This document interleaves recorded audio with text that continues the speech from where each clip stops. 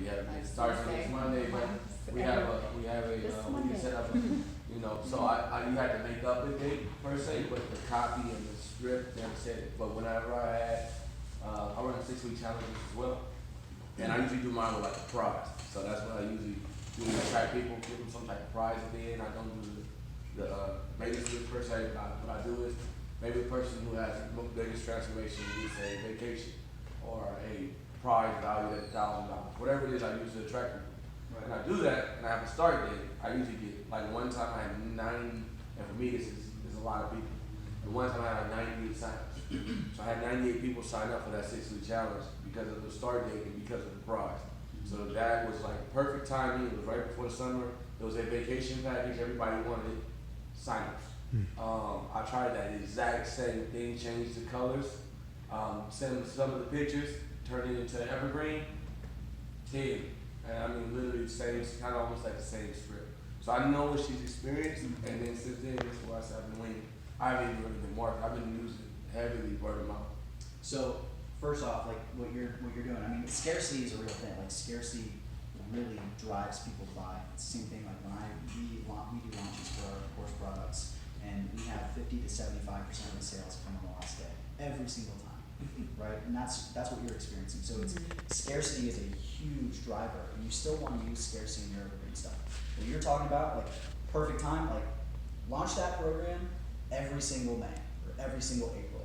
It's going to crush that time of year every single time, and that can be a huge moneymaker for you. But it might not work for evergreen, but people are going to get excited about it. But if you're launching that all the time, it's less exciting, right? Now, but when it comes to evergreen, taking a challenge like that evergreen, you can still have that by just making your ads. You're going to do things like our next challenge starts on Monday. Not our next challenge starts on Monday, June, or whatever. It starts on Monday. Because the thing you don't want to do is you don't want to turn your ads off. Every time that you pause your ads, you're potentially ruining them.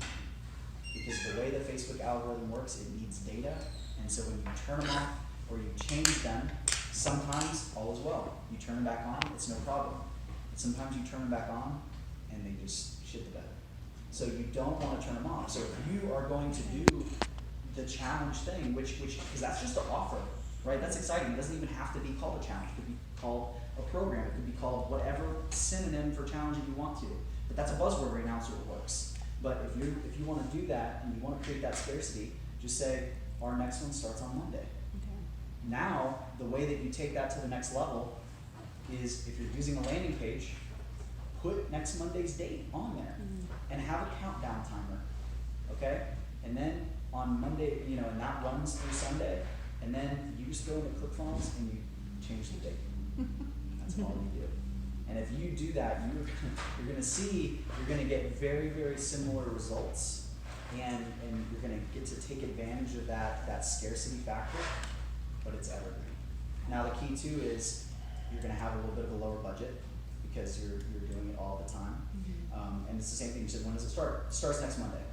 Cool. If you're getting excited about it's always starting on a Monday. So you're still getting that kind of sense of like, we're starting at a certain time. And guess what? If you do that, it does start on Monday. Now it's easier for you to figure out, okay, I got this pack of animals that I'm talking, they're in week 1, they're in week 2, they're in week 3, right? It makes your life a lot easier from an organizational standpoint. Yeah. Is your cost gonna maybe be a little bit higher?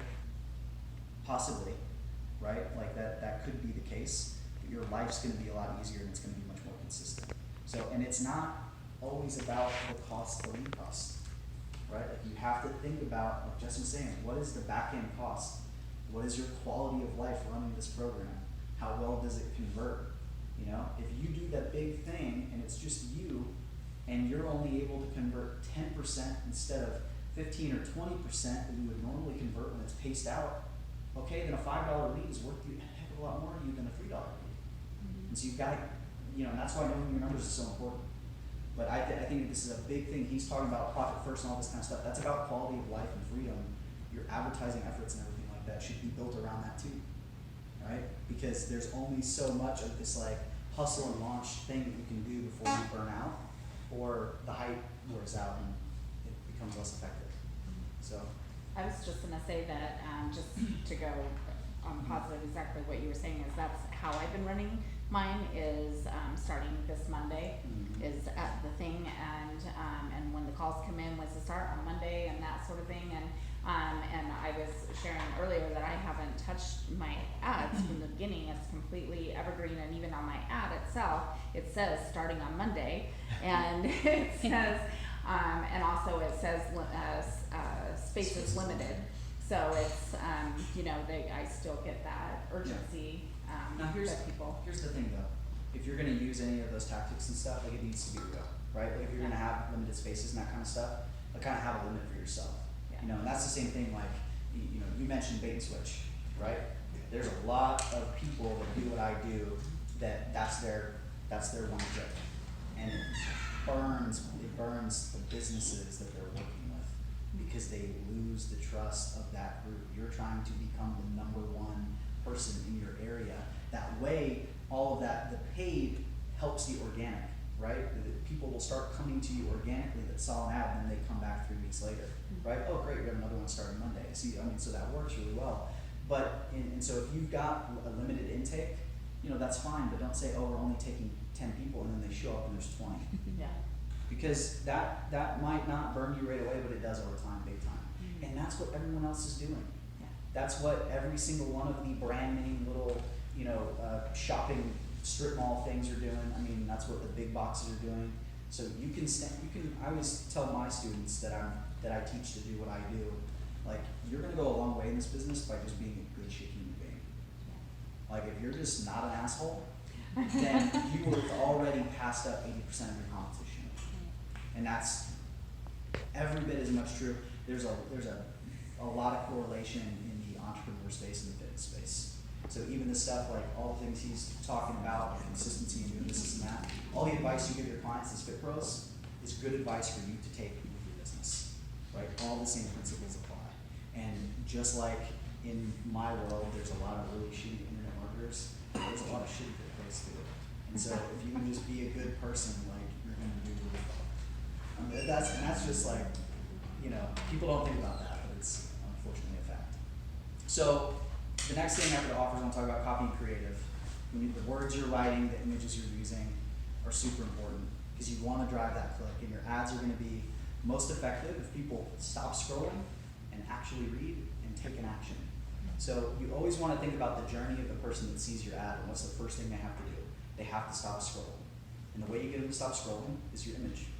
And so the image becomes one of the most important things that you use in your ad. And so there's a couple of just like quick tips for when you're using images that you need to keep in mind.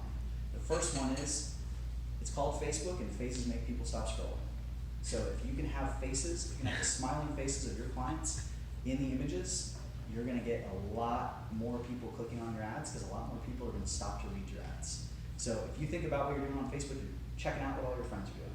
And so when you see a face, you stop because it might be someone you know, right? And that's just how we are naturally is faces. Another thing, bright colors, right? So if you can use tools like Canva.com that are perfectly free to enhance the saturation and get more color going on, or if you're, have more technical skill than I can and you can take a picture of a person and put it on a colorful background and make it pop, that's gonna make someone stop scrolling, okay? And don't be scared to use stock images. You can use stock images too. Test stock images versus real people. An app you guys want to get is called Lightroom by Adobe. Yep.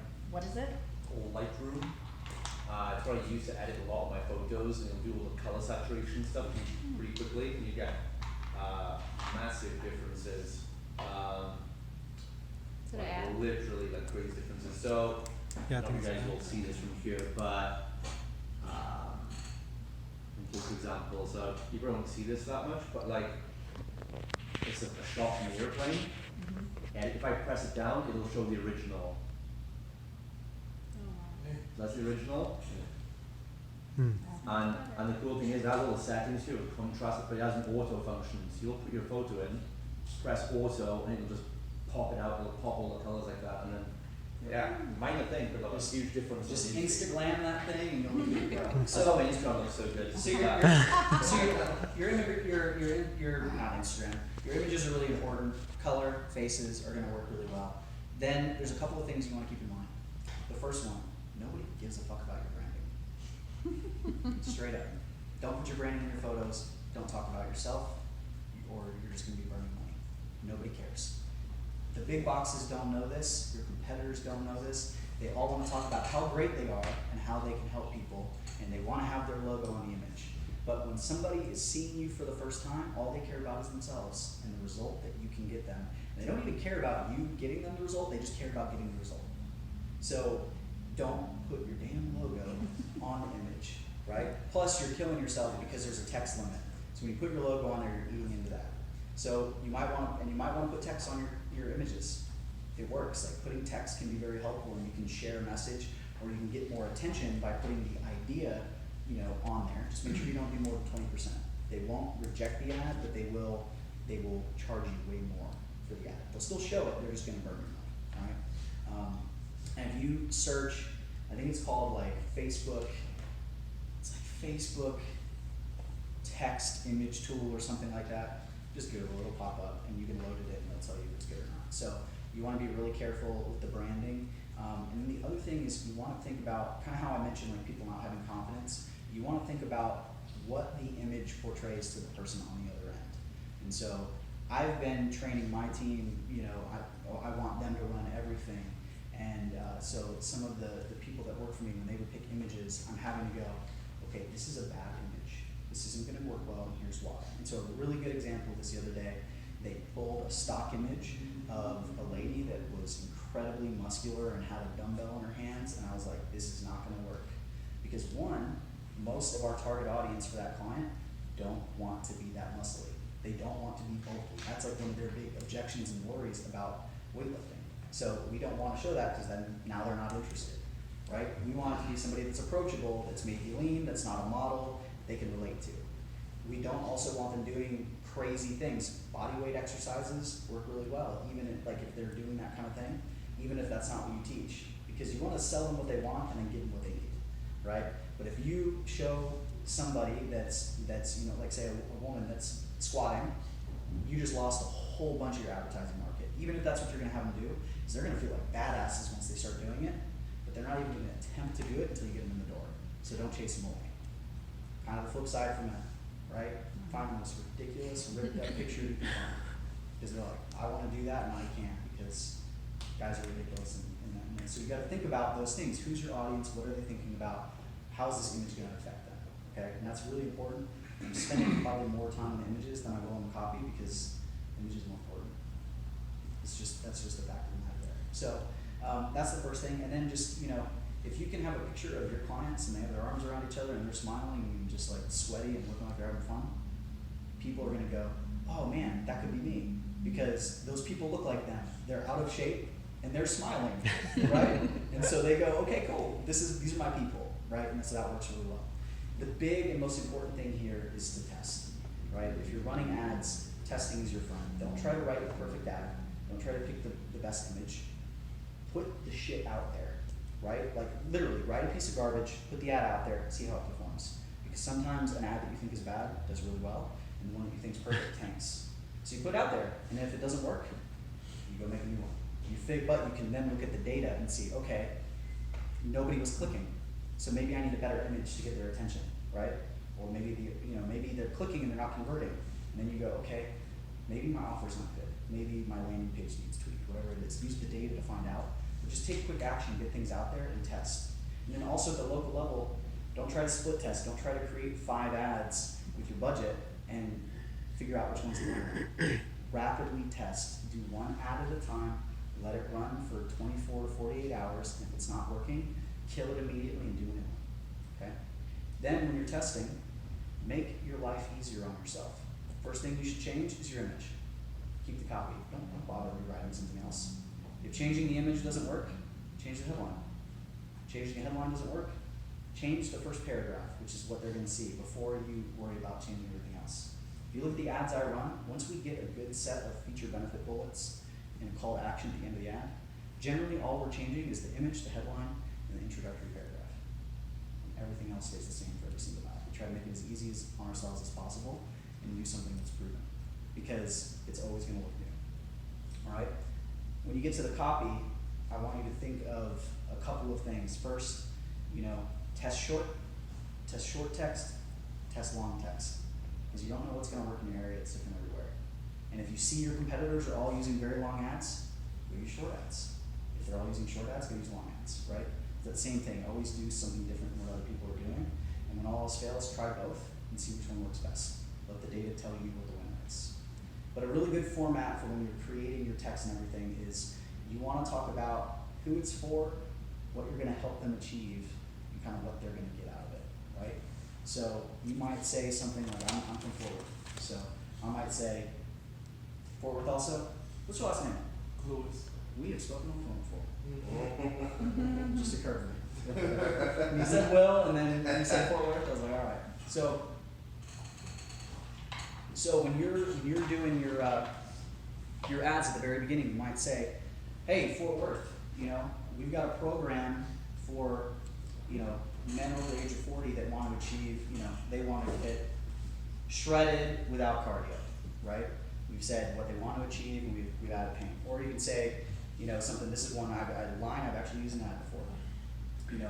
We've got a program for busy men who have little time for the gym and want to get shredded without cardio. We've talked about a problem they have that we're going to help them solve, a result they want to get, and then we overcame an objection.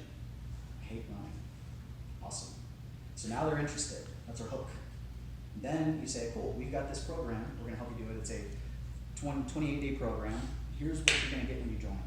And now you're going to have your bullet points. And you're going to talk about a feature and a benefit.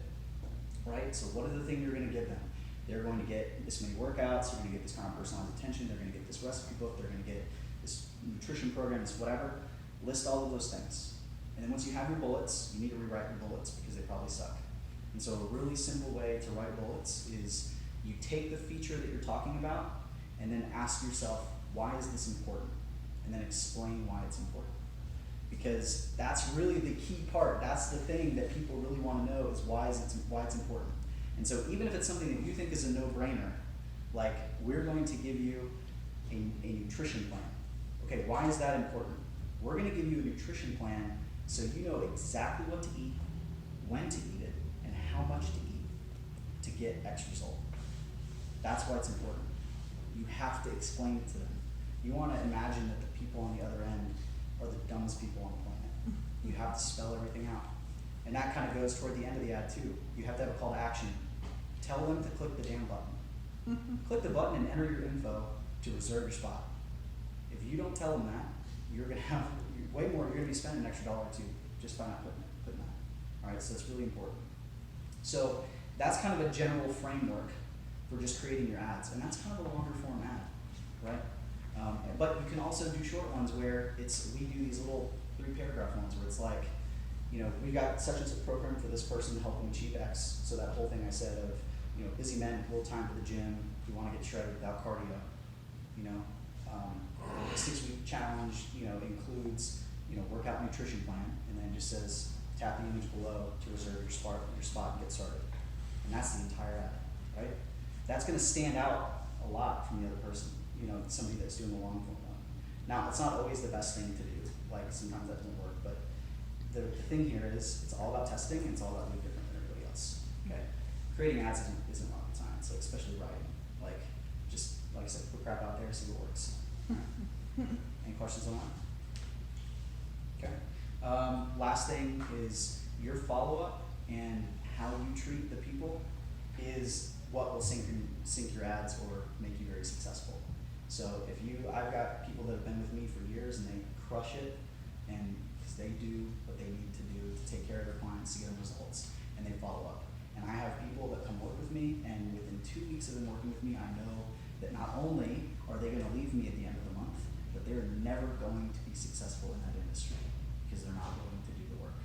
And so here's what the work is. When the ad comes in, you need to contact that person within 15 minutes. And if you can't do that, you need to find somebody that can. So we were talking about this at breakfast today. There's a big Harvard Business Review study on lead gen in just across all kinds of sales industries. And they found that your follow-up with your leads, there's a period in that first 15 minutes, and then in the first hour, and then the first 24 hours. And it is a massive decline after that. It goes from like 90% likely to reach them, 70%, and then after 24 hours to like 20%. It's a massive drop off. So you need to do everything you can to reach those people as soon as possible. And there's a lot of things you can do to make it easier on yourself. We were talking about using tools like text magic to send them a text message automatically, right? When you send that text message, have an open-ended question. That way they're more likely to respond to you. But now, even if you're busy, they're getting a message, right? You need to call them, you need to text them as soon as possible. The calls are very important, although text is getting more important because What would you say, sorry, in terms of, so when we spoke before, I was like, "Shit, how can I have someone on, Sorry to interrupt. We're getting ready to leave. If you could shut everything in the cabinet and make sure the door's shut. Thank you. so before, I know it'd be ideal to get them on the phone in 15 minutes, but half the time it's not, because we're asleep for probably. Right. So, Well, I mean, if- as long as, do you think, as long as we're getting a text within that 15 minutes automated, then getting them rung as quickly as possible after that? it's not so much about whether you get a hold of them or not, but whether you're trying to get a hold of them or not. Right? The people that do well, they're trying to get a hold of them. And you're not gonna get a hold of everybody. There's gonna be people you don't hear from at all, and then 6 months later they walk in your gym, you know? So it's more about like making that effort and having that system in place to do the follow-up, right? And the call thing is really important. Now, the text, what I was saying is the text is getting more important, because I don't know about y'all, but I don't answer my phone when I have unknown numbers because it's like 15 telemarketers a day. Yeah. So if I applied for a program, I'm probably not picking up the phone, so text me. Keep that in mind, because like, I know for me, that's been a big change for our clients in just the last 4 months, because it's just ramped up for some reason. So you gotta keep that in mind too. So you wanna be hitting them different ways. You wanna get them with email, you wanna get them with the phone, you wanna get them with text. Do all of it. So having that automated text message helps. You know, we talked about using Zapier is how you trigger to send that text message. Having Zapier put all of your leads into your CRM so you can send automated emails, having them send you a personal text message. You can set up Zapier so that when the name, email, phone number comes through, you get a text message that says you have a new lead from Jenny, and here's her phone number and here's her email, and you can call right away. That helps you do a lot faster. If you can't do it, there's